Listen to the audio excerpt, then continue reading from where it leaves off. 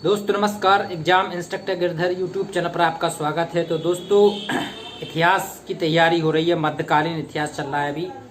और कल देखा था हमने कि मोहम्मद तुगलक की मृत्यु हो गई थी। कहाँ पर हुई थी? ठट्टा स्थान है एक, ठट्टा। ये सिंध प्रांत में एक स्थान पड़ता है ठट्टा। तो ठट्टा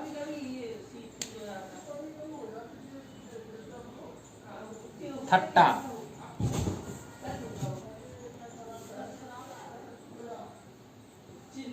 ये कहाँ पर पड़ता है? ये सिंध प्रांत में है ठट्टा।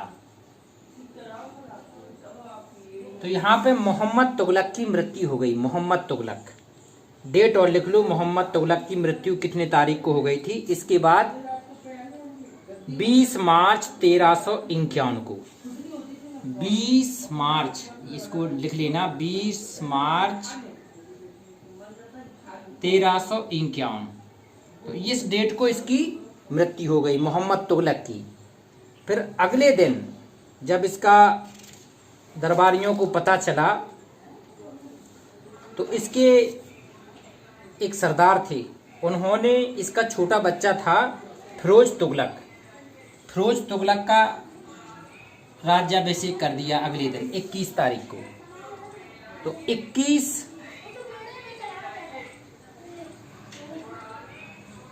फिरोज तुगलक,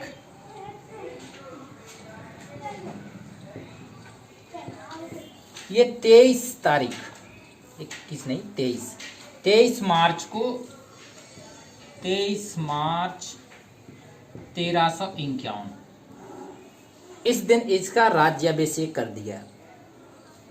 फिरोज शाह तुगलक का राज्याभिषेक कब हुआ? 23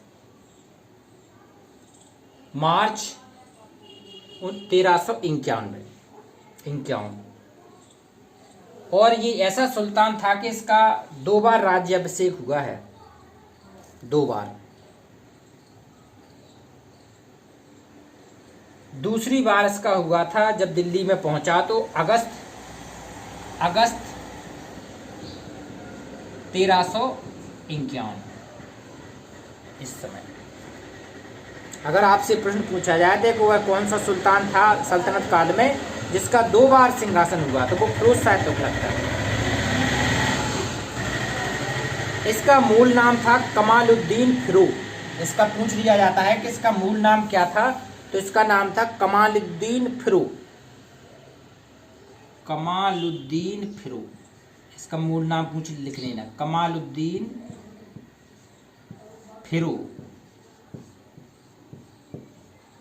किसका नाम था ये कमालुद्दीन फिरोज तुगलक का। हेनरी इलियट ने फिरोज शाह को सल्तनत का अकबर कहा है। सल्तनत का अकबर पूछा जाता है, किसने कहा है फिरोज शाह तुगलक को? तो Henry Elliot. Henry Elliot, Henry Elliot, Henry Elliot. Henry Elliot ने इसको क्या कहा है? अकबर कहा है, सल्तनत युग का अकबर, सल्तनत युग का अकबर। अगर वैसे भी आपसे पूछ लिया जाए कि सल्तनत युग का अकबर किसे कहा जाता है, तो वो है फिरोज तुगलक। किसने कहा है? हेनरी इलियट ने। ऐसे आपको याद करना पड़ेगा। एक विद्वान हुए हैं जियाउद्दीन बर्नी, जियाउद्दीन बर्नी, जियाउद्दीन बर्नी। इन्होंने क्या कहा है इसको? फिरोज तुगलक को दिल्ली का आदर्श सुल्तान कहा है, दिल्ली का आदर्श सुल्तान।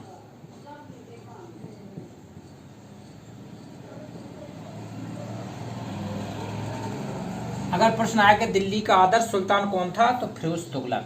जब इतने इसके काम अच्छे देखे हैं तो कुछ महत्वपूर्ण काम इसके होंगे, तभी तो ऐसा कहा जाता होगा इसको।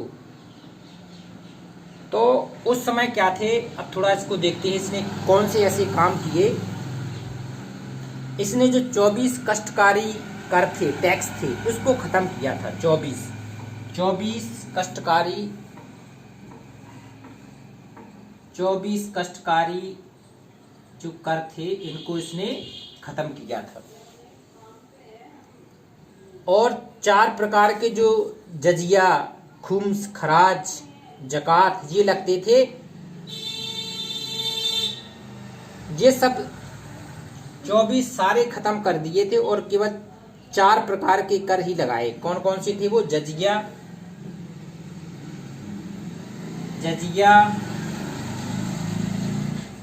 दूसरा था जकात,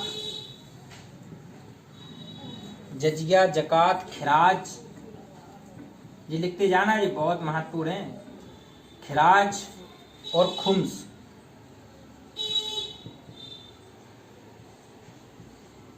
जजिया हिंदुओं से लिया जाता था, जी खुम्स क्या था? लूट का था, ये लूट, खुम्स लगाया जाता लूट का था। तो ये इसने जो 24 कष्टकारी थे उन्हें हटा दिया था और ये 4 कर ही लेता था केवल ही। तो ये अच्छा काम हुआ ना उसका। अब ये जजिया था, इसके पहले हुआ क्या था कि ब्राह्मणों से कर नहीं लिया जाता था। तो फिरोज तुगलक पहला ऐसा सुल्तान था जिसने ब्राह्मणों से भी कर लिया था जजिया कर। उसमें प्रश्न आएगा कि ऐसा कौन सा सुल्तान था कि जिसने ब्राह्मणों से भी कर लिया, तो उसका नाम था फिरोज तुगलक। फिरोज तुगलक के समय में 1,80,000 दास थे। कितने दास थे इसके समय में? 1,80,000। बताओ, इतने अधिक दास हो गए थे इसके समय में। जब इतने अधिक दास होंगे तो इसके लिए कुछ व्यवस्था भी तो चाहिए। तो इसने एक विभाग बनाया था, दीवाने बंदगान। कौन सा विभाग बनाया इसने? दीवाने बंदगान, दीवान ए बंदगान। दीवाने बंदगान इसने एक विभाग बनाया। इन किन के लिए? दासों के लिए। ये दास थे इसके, 1,80,000 दास थे इसके पास। इसने दान विभाग बनाया, दीवानी खैरात, दीवानी खैरात, दीवान ए खैरात। ये क्या था? दान विभाग था। दीवानी खैरात क्या था? एक दान विभाग था। और इसी के अंतर्गत विवाह भी कराया जाता। खैरात के अंदर भी विवाह भी कराया जाता था। विवाह भी इसी दीवानी खैरात के अंतर्गत आता था। फिरोज तुगलक ने 300 नवीन नगरों की स्थापना की। देखो, जिसका एक और महत्वपूर्ण कार्य, 300 नवीन नगर बसाए इसने। 300 नवीन नगरों को इसने बसाया फिरोज तुगलक ने, 300। इसमें निम्नलिखित कुछ महत्वपूर्ण हैं, जैसे फतेहाबाद,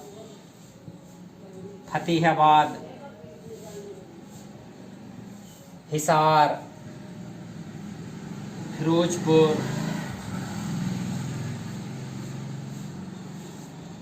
जौनपुर,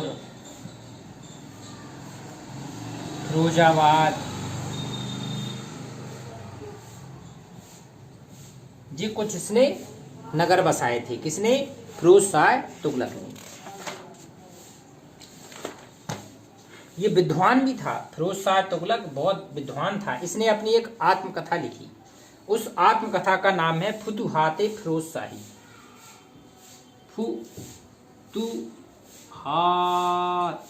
फुतुहात-ए फिरोज शाही।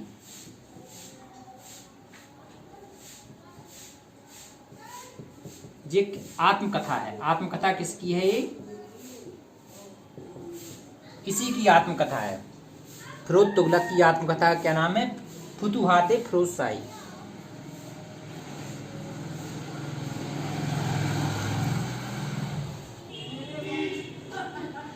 फिरोज शाह तुगलक ने एक काम और अच्छा किया था। किसने? फिरोज शाह तुगलक ने।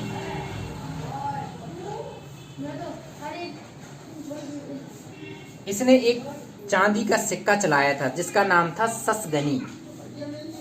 क्या नाम था उसका? ससगनी। ये क्या था? चांदी का सिक्का था। चांदी का सिक्का।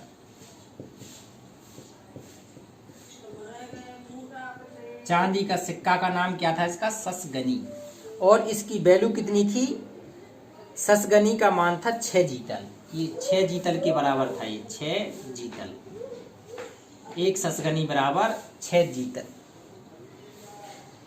फिरोज शाह ने सर्वप्रथम मुस्लिम स्त्रियों को दिल्ली के बाहर मज़ारों पर जाने पर प्रतिबंध लगा दिया था। ये कट्टर मुसलमान था ये।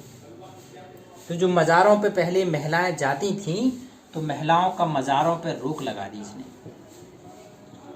महिलाओं को मज़ारों पर जाने पर रोक किसने लगाई थी? मज़ारों पर जाने की रोक फिरोज शाह तुगलक। नासरुद्दीन महमूद तुगलक वंश का अंतिम सुल्तान था। अब इसके बाद ये खत्म हो जाता है, तो इसके बाद जो इसका पूछा जाता है कि अंतिम वंश का कौन था, तो नासरुद्दीन महमूद था। क्या नाम था उसका? नासिरुद्दीन महमूद। नासरुद्दीन महमूद ये अंतिम था इस तुगलक वंश का शासक। नासरुद्दीन महमूद इसके बाद बना, लास्ट में आया, तो नासरुद्दीन महमूद अंतिम शासक था इसका। और नासरुद्दीन के समय में 1398 में, इसमें 1398 में तैमूरलंग का आक्रमण हुआ था।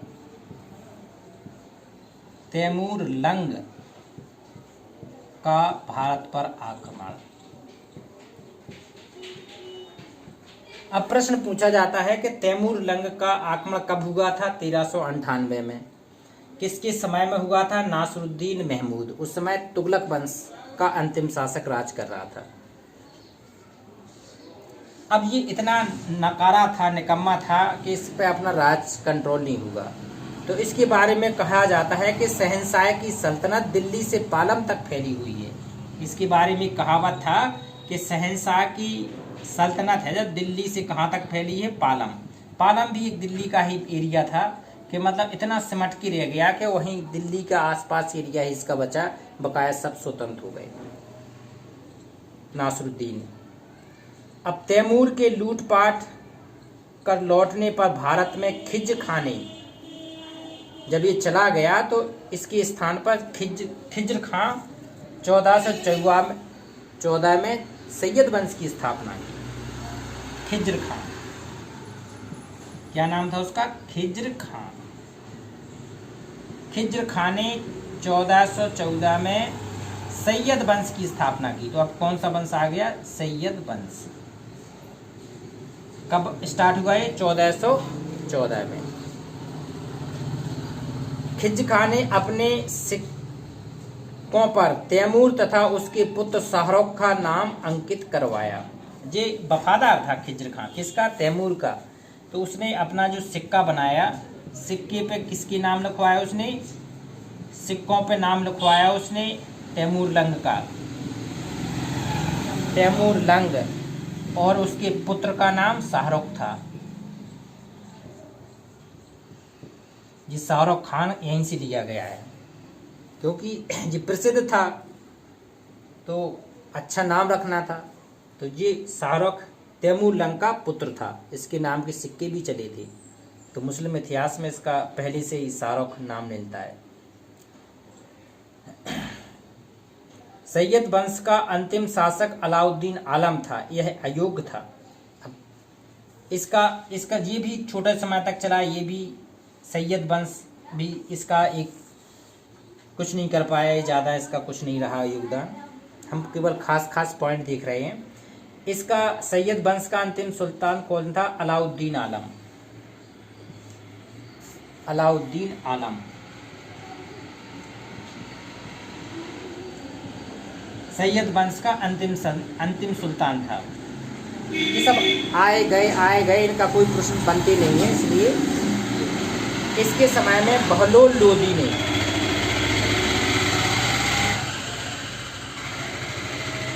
अलाउद्दीन आलम शाह के समय में इसका जो बहलोल लोदी समकक्ष था को सिंहासन से हटा दिया। किसने? बहलोल लोदी। बहलोल लोदी किसको हटा दिया? अलाउद्दीन आलम शाह को अपदस्थ कर दिया दिल्ली के सिंहासन पर। और 1491 बहलोल लोदी ने प्रथम अफगान राज्य की स्थापना की। कब? 1491 में 51 में बहलोल लोदी गद्दी पर बैठ गया जी। अफगान था और लोदी वंश की स्थापना की इसने। लोदी वंश की स्थापना की। अब पूछा जाए कि लोदी वंश की स्थापना किसने की, तो बहलोल लोदी ने की। किसको पराजित कर कर की? अलाउद्दीन आलम शाह को, क्योंकि ये सैयद वंश का अंतिम शासक था। सैयद वंश की स्थापना किसने की थी? खिज्र खां ने। खिज्र खां, देखो सैयद वंश का जो अंतिम, खिज्र खां ने अपने सिक्कों पर लिखाया था तैमूर और शाहरुख खान। तो इस प्रकार से ये फिरोज शाह तुगलक हुआ। अगले चैप्टर में आपको लोदी वंश पढ़ाएंगे, लोदी। तो जो नए हैं इसको सब्सक्राइब कर लें। बहुत महत्वपूर्ण सीरीज चल रही इतिहास की।